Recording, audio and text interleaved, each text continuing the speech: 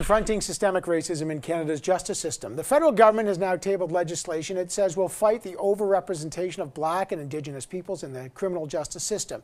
It centers around three key reforms: repealing mandatory minimum penalties for all drug offences and some firearm offences, more opportunities for conditional sentences if an offender is not a threat to public safety — this could be a counselling or a curfew session — and requiring prosecutors and police to consider diverting simple possession of drugs to treatment programs instead of laying charges. Now, mandatory minimums were, of course, the cornerstone of much of Stephen Harper's justice reforms, and the Liberals have long planned to roll them back. After all, according to Stats Canada, Indigenous people make up 29% of prisoners in federal custody, but 4% of Canada's population, and Black offenders 7.5% of federal offenders, but only 3.5% of the population. Will this legislation actually change that? And why, on the week of new gun legislation, was this tabled? Would mandatory minimum sentences on some gun crimes be removed? Is that a mixed message? Let's find out. Joining us now is the Justice Minister, David Lametti. Good to have you back on the program, sir. Let's just talk about this. The Liberals have talked about this for 5.5 years. Why will getting rid of mandatory minimum sentences for drug offences and some weapons offences have the effect of reducing the number of Black and Indigenous peoples in Canada's prisons?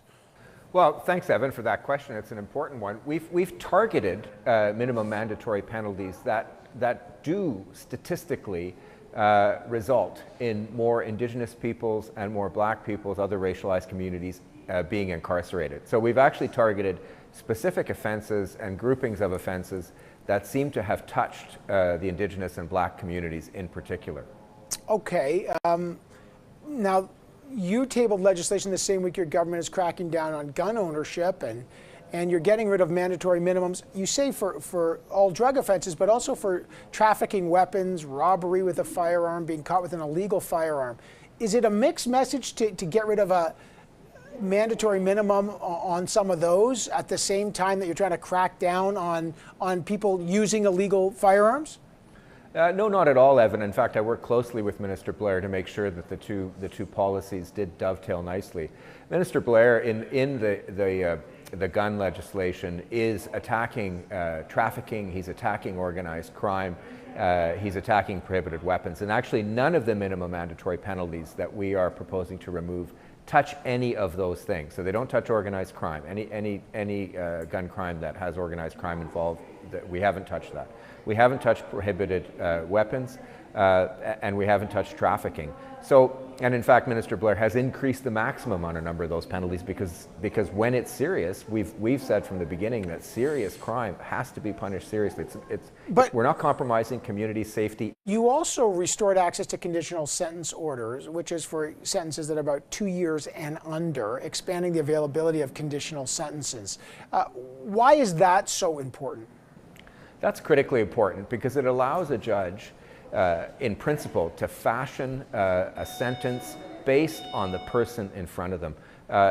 It means we can keep people in their communities if they're working, if they have kids, if they have a problem such as a problematic addiction. We can actually get help for them without taking them away from their families, without taking them away from their community support, their job, or their kids.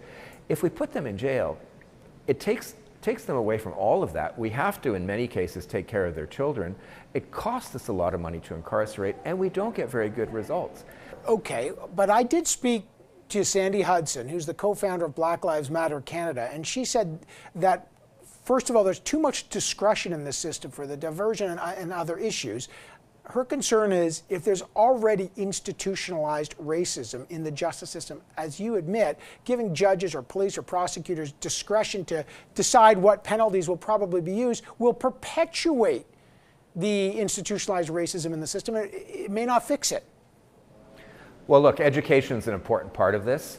Making diversion the default mechanism, whether it's for prosecutors, whether it's for police, obviously puts additional responsibilities on those groups of people, but we have an obligation to work with them. I know police forces want to take this on. They want to do better.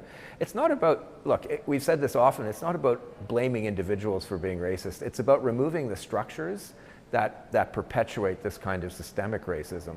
And we think that having a greater amount of diversion in the system, creating a default for diversion within the system, will actually help keep people out of a system that then perpetuates further racist tendencies. So we're working at it. We think it's an important first step. Yeah, her concern is that it's just going to keep perpetuating it because the racism is already there.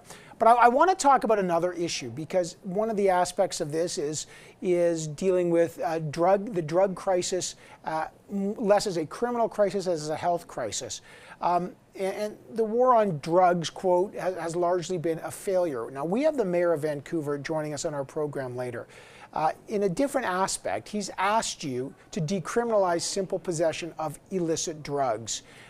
He believes that this will save money and it will treat the opioid and other crises more as a health crisis.